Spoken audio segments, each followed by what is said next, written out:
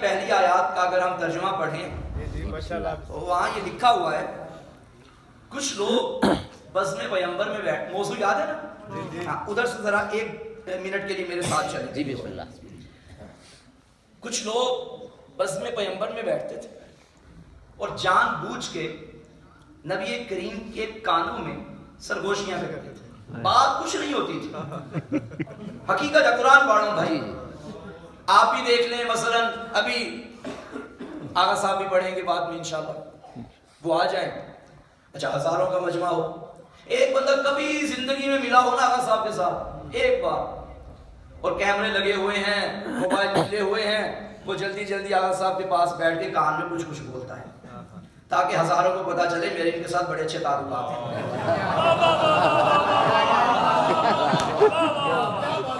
قاری صاحب ایسا ہے یا نہیں؟ حقیقت ہے ایسے ہی. اب آغا صاحب ماشاءاللہ با اخلاق ہیں اور واقعاً با اخلاق ہیں. اب انہوں نے تو نہیں کہنا کہ بھائی چپ کر کے بیٹھ جاؤ، لیکن انہیں اذیت ہوگی، اذیت ہوگی، مگر وہ اپنے خلق کو سامنے رکھتے ہوئے کبھی اسے روکیں گے نہیں، اور وہ بھی باز نہیں آئے گا. اچھا بات وہ ہو کہ جو سب کے سامنے بھی کی جا سکتی ہے، قبلہ کیا حال ہے خیریت سے، قبلہ کیا حال ہے خیریت سے. اب ہزاروں کا مجمع کہہ رہا ہے بھائی یہ بہت قریبی ہے، اور پھر بعد میں لوگ اسی کو کہتے ہیں ہمیں مجلس کی ڈیٹ دے دو قبلہ سے. پھر پتہ چلتا ہے کون کتنا قریبی ہے. سب بات بڑے مل کے بابا سے ایسا ہے نا، ہے نا. بے شک بے شک. نبی کی بارگاہ میں بھی یوں ہی ہوتا تھا.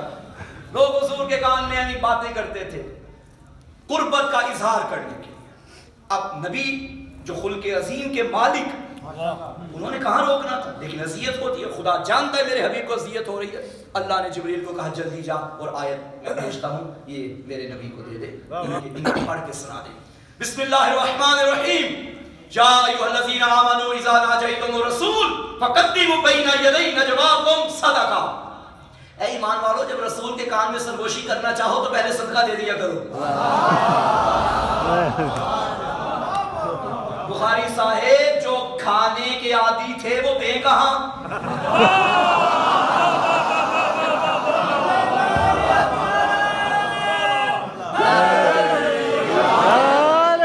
مشکل ہو جاتا ہے نا، کیا بات ہے، مشکل ہو جاتا ہے.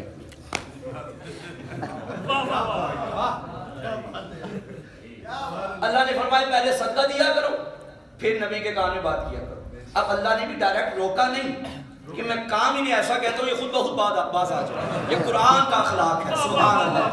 روکا نہیں، کام ایسا مشکل بتا دو. اللہ بھی جانتا ہے ان کے لیے کتنا مشکل ہے دینا.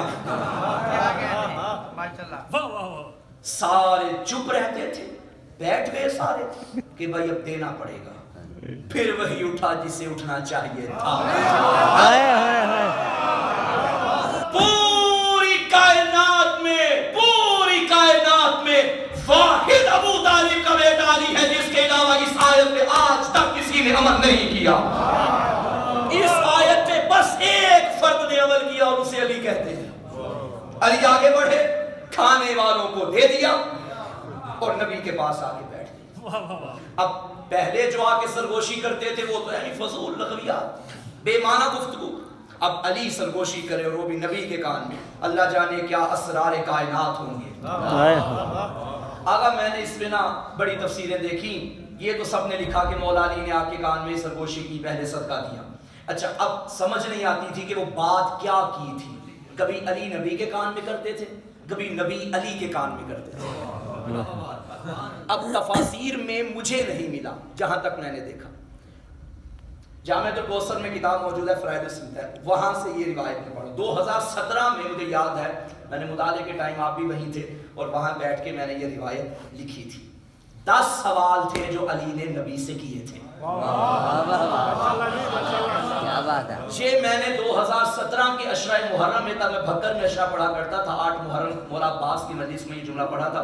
اس کے بعد میں نے 6 7 8 10 سالوں میں 6 7 سالوں میں کبھی نہیں پڑھا. یہ انہی ایام میں پڑھ رہا ہوں جو آج میں یہاں بھی پڑھنے لگا. مولا علی نے رسول خدا کے کان میں کچھ سوال کیے اور پھر مولا رسول اللہ نے مولا علی کے کان میں جواب دیے. اب سارا مجمع دیکھ رہا ہے. ان میں سے ایک سوال تھا جو میرا موضوع ہے. مولا امیر نے پوچھا یا رسول اللہ مال وفا، یہ وفا کیا ہے؟ کیا بات ہے، خدا کی قسم، میری محنت ضائع نہ کیجیے گا، کہاں کہاں سے موتی چن کے آپ کے سامنے پیش کر رہا ہوں. یہ وفا کیا ہے؟ اور اب نبی نے فرمایا اقرار کلمت التوحید، توحید کا اقرار وفا ہے. توحید کا اقرار کیا؟ لا الہ الا اللہ، یہ وفاداری ہے. اب لا الہ الا اللہ تو ساری دنیا پڑھتی ہے. میں نے سوال کیا کیا، غازی وفادار کیوں کہلواتے ہیں؟ یہ لشکر جو مدینہ سے چلا یہ حسین کا نہیں، توحید کا لشکر تھا. مکہ سے چلا توحید کا لشکر تھا، کربلا میں آیا توحید کا لشکر تھا، عاشور کا دن آیا توحید کا لشکر تھا. اسی عاشور کے دن آنے سے پہلے شب عاشور آئی، حسین نے توحید پرستوں کو خیمے میں اکٹھا کیا، اور خیمے میں اکٹھا کرنے کے بعد علی اکبر سے فرمایا علی اکبر چراغ بجھا دو. یہاں مجھے لانا تھا آپ کو، چراغ بجھا دو. سہیل شاہ صاحب، ہمیشہ جلتے چراغ پہ پروانے اکٹھے ہوتے ہیں، حسین بجھے چراغ کے پروانے اکٹھے کرتا ہے. کیا کہنا، حسین کائنات کا انوکھا انسان ہے، خدا کا عظیم چنا ہوا نمائندہ ہے. اب یہ چراغ بھی حسین کا چراغ نہیں، توحید کا چراغ. میں نے کیا کہا تھا، 1.25 لاکھ کے اعتماد کو حسین کہتے ہیں، حسین کے اعتماد کو عباس کہتے ہیں، حسین کے اعتماد کو عباس کہتے ہیں. چراغ بجھ گیا، کس سے کہا تھا بجھاؤ؟ جناب علی اکبر سے. اب بجھا چراغ، اندھیرا چھا گیا. حسین ایک ایک سے مخاطبوں کو فرما رہے ہیں جس نے جانا ہے چلا جائے. فیصل آباد والوں، اس سے بڑی بات میرے پاس نہیں تھی ان 3 دنوں میں جو اب میں کرنے لگا ہوں. اور میں نے آج بڑے تحمل مزاجی کے ساتھ خطاب کیا ہے، میں کچھ پہنچانا چاہتا تھا اور شاید یہیں پہ اختتام ہو جائے. چراغ بجھ گیا. ابھی اگر یہاں لائٹ چلی جائے، اندھیرا چھا جائے اور اعلان ہو جائے کہ تھوڑی دیر کے بعد عجیب خدا نخواستہ ایک دھماکہ ہو جائے گا، خدا نخواستہ ایک خطرہ ہے، نکلیے ادھر سے. اب میں ممبر پہ بیٹھا ہوں، مجھے دروازے کا راستہ نہیں معلوم، میں کہوں کسی آواز دوں، سب چلے گئے. کسی کو دوں نہ دوں، میرے ساتھ جو میرے ساتھی آئے ہیں، میں کہوں گا کمیل بھائی ذرا مجھے پکڑنا، مجھے یقین ہے یہ مجھے چھوڑ کے نہیں جائے گا. اسی سے کہوں گا نا، اسی سے کہوں گا نا، اسی سے کہوں گا نا. ہائے، چراغ بجھ گیا. حسین نے اعلان کر دیا کل قتل ہو جانا ہے، جس نے جانا ہے چلا جائے. ابھی خاموشی طاری ہے اور حسین نے اندھیرے میں فرمایا عباس چراغ روشن کرو.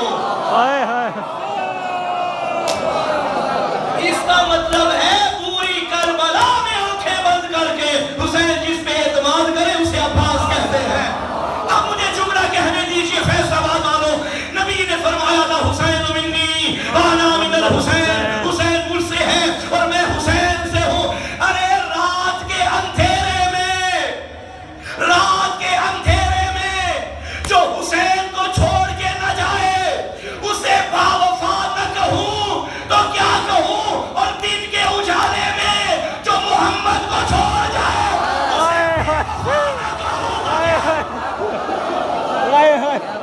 کیا کہ سبحان اللہ.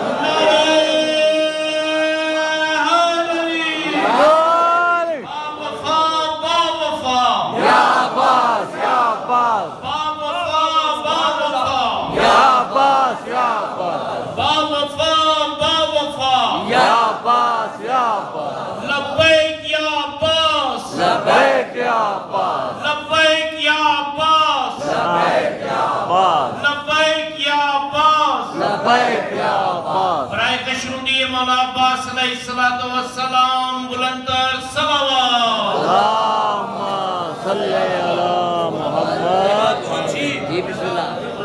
قاری صاحب